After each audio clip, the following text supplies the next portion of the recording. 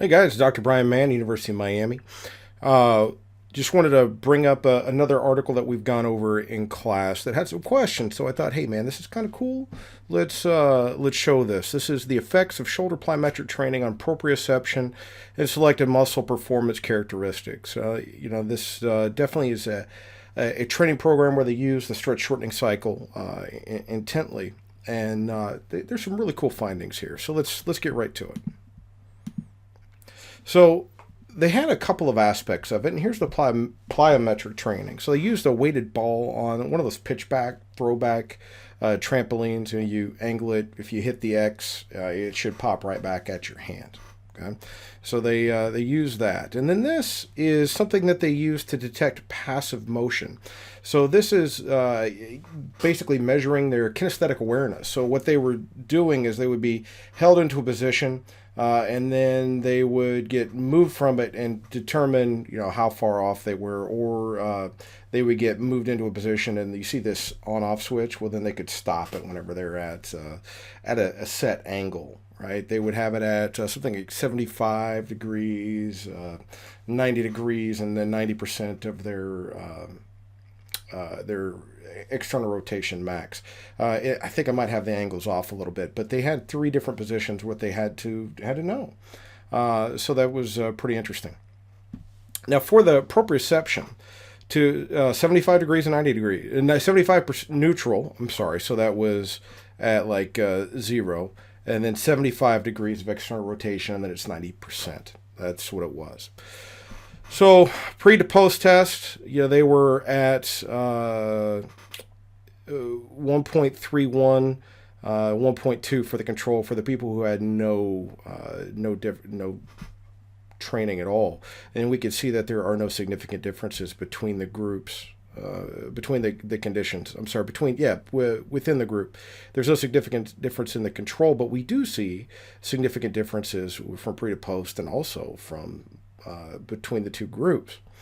We see that they went from 1.83 to 0.91. So basically, they're getting a lot better at figuring out where their arm is as a result of this training. So that's something that's pretty cool, that it's helping to understand the body, understand where the shoulder is, where the arm is in relation to their other joints. So that's some pretty cool stuff, if you ask me. Let's look at strength. And with the strength, we're looking at time to peak torque. So not necessarily what their torque was, but how long it would take to get there. Now, if we remember from the classic studies by Hakkinen, right, that it was the early onset and the speed of which that people could now hit their peak force, that was the major contributor for ballistic type training. This being plyometric, utilizing the stretch shortening cycle. We'll say it that way. We see that, hey man, at that 60 degrees, they definitely saw a huge improvement in the time to hit peak torque. Now, whenever they're looking at the other two conditions, right? So 60 degrees per second, that's looking basically a degree per second per minute. I'm sorry, the 60 degrees per second. So we're hitting 60 degrees every time a second hits. Well, whenever you quadruple that speed, and then basically you're looking at almost 8 times that speed, it's just too fast, I think, for force production to really kick up and ramp up. So we saw a significant improvement in time at 60 degrees and 240 degrees, but we didn't at that 450. And we noticed that even though there's a decrease, it's not any different than the control group. And I think what we're seeing here is basically a result of it's just moving so fast you can't keep up, right? Well, why would you look at it then? Well, so you can know, is this trainable or not? If we look at the amortization time for the shoulder external to internal rotation, so how long did it take for them to kick on?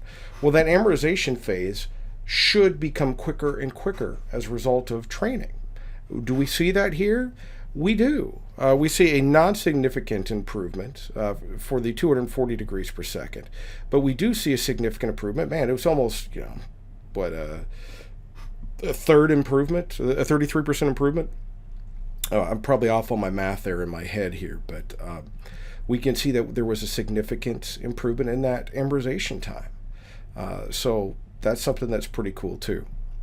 Now, this study suggests that plyometric activities may facilitate neural adaptations that enhance proprioception and kinesthesia, muscle performance characteristics.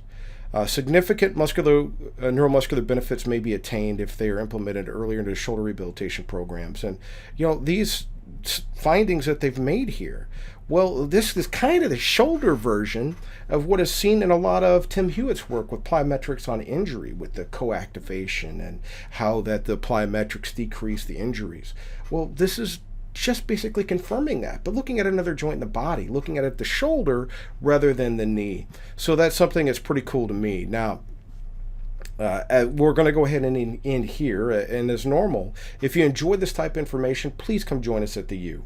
We've got a fantastic undergraduate program that is set up for pre-physical therapy, pre-med, pre-strength and conditioning, basically any health-related field that you could think of. We've got a master's program in applied kinesiology, and strength and conditioning is one of the tracks there that you would have myself, Dr. Brian Biagioli, as professors for those specific classes for strength and conditioning, in addition to having access to the likes of Motaz El-Tuki, Kevin Jacobs, Wes Smith, Arlette Perry. The list goes on, Joe Signorelli. The list goes on and on and on. And if you've already got your bachelor's, you've already got your master's, you're like, hey, I still want to learn more though. What can I do? I got you there too. Coming in February of 2021, we're going to have a general strength and conditioning certificate program. That's just an 8-week, giving you some general information for strength and conditioning, some of the areas that aren't typically hit so well. Some of it would be for like programming with the needs analysis, auto-regulation of training, how not to burn yourself out as a coach, which is probably the biggest aspect of our program in general, because the burnout rates are so high, and they don't have to be. But if you enjoy this information, please come join us at the U. All right, guys, that's it. I'll see you next time.